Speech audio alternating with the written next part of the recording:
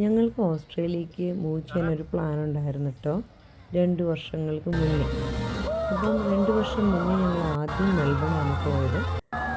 Melbourne പോയി തിരിച്ചു വന്ന് അടുത്ത ഞങ്ങളുടെ ഹോളിഡേ ആയിട്ട് ഞങ്ങൾ പ്ലാൻ ചെയ്തത്, ഓക്കെ നമുക്ക് ക്വീൻസ്ലാൻഡ് പോയി ഒന്ന് ട്രൈ ചെയ്യാമെന്നാണ്. ക്വീൻസ്ലാൻഡിൽ ഗോൾഡ് കോസ്റ്റും ബ്രിസ്ബെയിനും സൺഷൈൻ കോസ്റ്റുമായിരുന്നു ഞങ്ങളുടെ ലിസ്റ്റിലുണ്ടായിരുന്നു. ഞങ്ങൾ ആദ്യം പോയി ഫ്ലൈ ചെയ്തിറങ്ങിയത് ഗോൾഡ് കോസ്റ്റിലായിരുന്നു. ഞങ്ങളെ സംബന്ധിച്ച് ഇത് ഓസ്ട്രേലിയക്ക് മൂവ് ചെയ്യുന്നതിന് മുന്നേ ഒരു ട്രയലായിട്ട് വിസിറ്റ് മാത്രമല്ലായിരുന്നു, ഞങ്ങളുടെ ഹോളിഡേ കൂടിയായിരുന്നു. കാരണം നമുക്ക് പിള്ളേരുടെ കൂടെ കിട്ടുന്ന കുറച്ച് സമയം അവർക്ക് കൂടെ എൻജോയ് ചെയ്യാൻ പറ്റുന്ന എന്തെങ്കിലും ആക്ടിവിറ്റീസും കൂടെ ഉള്ള ഒരു ഇത് നിർബന്ധമായിരുന്നു.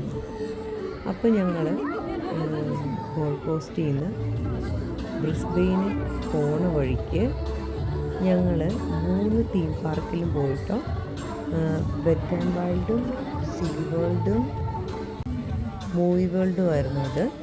അതിനകത്ത് ഈ വേൾഡിലുള്ള ഈ ഡോൾഫിൻ ഷോ സാറയ്ക്ക് ഭയങ്കരമായിട്ട് ഇഷ്ടപ്പെട്ടു. ഞാനിതിന് മുന്നേ ഈ ഡോൾഫിൻ ഷോ കണ്ടിട്ടുണ്ടെങ്കിലും സാറ് ആദ്യമായിട്ടായിരുന്നു ഇത് കാണുന്നത്. സാറയ്ക്ക് വീണ്ടും ഈ ഓസ്ട്രേലിയക്ക് പോരാനൊരു ആഗ്രഹം തോന്നിയത് ഈ തീം പാർക്ക് വിസിറ്റ് ചെയ്തപ്പോഴായിരുന്നു. കാരണം ന്യൂസിലാൻഡിനേക്കാളും ഇങ്ങനെയുള്ള ആക്ടിവിറ്റീസ് കൂടുതൽ ഞാൻ കണ്ടത് ഓസ്ട്രേലിയയിലായിരുന്നു. നമ്മളെ അതിശയിപ്പിക്കുന്ന രീതിയിലുള്ളൊരു പ്രകടനമായിരുന്നു ഇവർ കാഴ്ചവെച്ചത്. കാരണം ഇങ്ങനെ പറയുമ്പോൾ ഒരു ഫിഷ് അനുസരിച്ച് ഇതെല്ലാം ചെയ്യുക എന്നൊക്കെ പറയുന്നത് പിള്ളേരെ സംബന്ധിച്ച് ഭയങ്കര ഫണ്ണായിട്ടുള്ളൊരു കാര്യമാണ്. സാറയ്ക്കൊരു 100 ക്വസ്റ്റ്യൻ ഉണ്ടായിരുന്നു ഇതിനെക്കുറിച്ച് എൻ്റെ അടുത്ത് ചോദിക്കാൻ.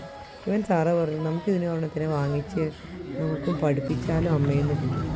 അത്ര ഫണ്ണി ആയിട്ടുള്ള ക്വസ്റ്റ്യൻസ് എല്ലാം നിറഞ്ഞ് ഒരു ഹോളിഡേ ട്രിപ്പായിരുന്നു ഞങ്ങൾക്കിത്. ശരിക്കും പറഞ്ഞാൽ ഈ ട്രെയിൻ ചെയ്യിപ്പിക്കുന്ന ഇവരെ സമ്മതിക്കണമെന്ന് എനിക്ക് തോന്നിപ്പോയി.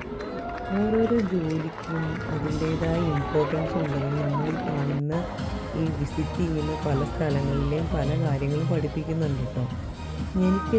ഞാനിങ്ങനെ ആലോചിക്കുമായിരുന്നു, ഇവരൊക്കെ എന്തൊരു ഇൻട്രസ്റ്റോട് കൂടിയായിരിക്കും ഈ ജോലികൾ ചെയ്യുന്നതെന്ന്. കാരണം ഇവരെ ട്രെയിൻ ചെയ്യിപ്പിക്കണമെങ്കിൽ ഇവരാദ്യം ഇത് ട്രെയിൻ ആകണം. അപ്പം ആ ഒരു ഷോ മുഴുവൻ ഇവരുടെ കയ്യിലാണ് ഇരിക്കുന്നത്. ഇവർ പറയുന്ന എന്തെങ്കിലും അവരനുസരിച്ചില്ലെങ്കിൽ ഷോ മുഴുവൻ പോകും. പക്ഷേ അവരത് കറക്റ്റായിട്ട് ചെയ്ത് എല്ലാവരുടെയും കയ്യടി നേടി.